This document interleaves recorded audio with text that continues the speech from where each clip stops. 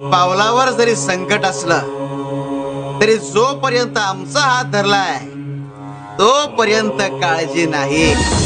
प्रत्येक वेळी प्रत्येक ठिकाणी आम्ही असूच असं नाही. म्हणून जिथे आमचा भक्त असतो तिथे आम्ही आधाराचा हात तयार करतो. नियती रोज तुम्हाला नवीन दिवस दाखवत असते, अगदी कोऱ्या करकरीत कागदाप्रमाणे. अरे नियती जेव्हा तुमच्याकडून काही हिसकावून घेते तर ते तुम्हाला काहीतरी नवीन आणि मौल्यवान देण्याकरता तुमचा हात रिकामा करत असते.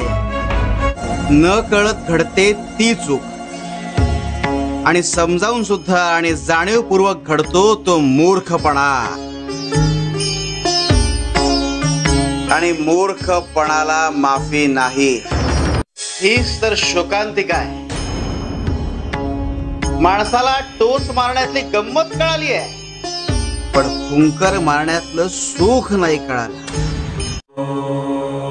लहान लहान गोष्टीत आम्ही दिसू लागलो की मोठी ध्येय आपोआप पूर्ण होता. तू सगळ्यांना माफ केलंस हा तुझ्या मनाचा मोठेपणा, पण आमच्या काठीला न्याय करावाच लागतो.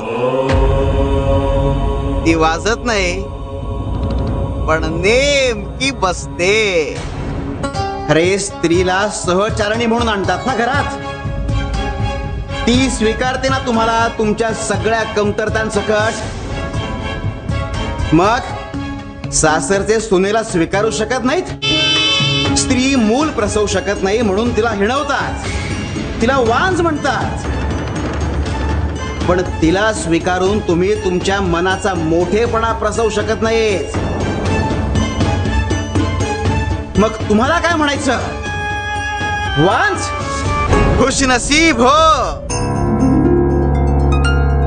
ज्या ज्या वाटेवर तू चालली आहेस त्या त्या वाटेवर आम्ही दिसतोय. अगं इथे लोक जग पालथं घालतात तरी आम्ही सापडत नाही. बाळा आम्हाला माहितीये तू भोगती आहेस, पण ही तुझ्या शुद्धीकरणाची प्रक्रिया आहे. भोग संपतील, मन शुद्ध होईल आणि मग आम्ही भेटू. अरे कुठलीही नशा ही वाईटच, कारण त्या नशेच्या आहारी गेलो की आपण नेमकं कोणाला ओलांडून जातोय हेच कळत नाही. अनन्यास चिंतयन्तो मां ये जना पर्युपासते तेषां नित्याभियुक्तानां योगक्षेमं वहाम्यहम्.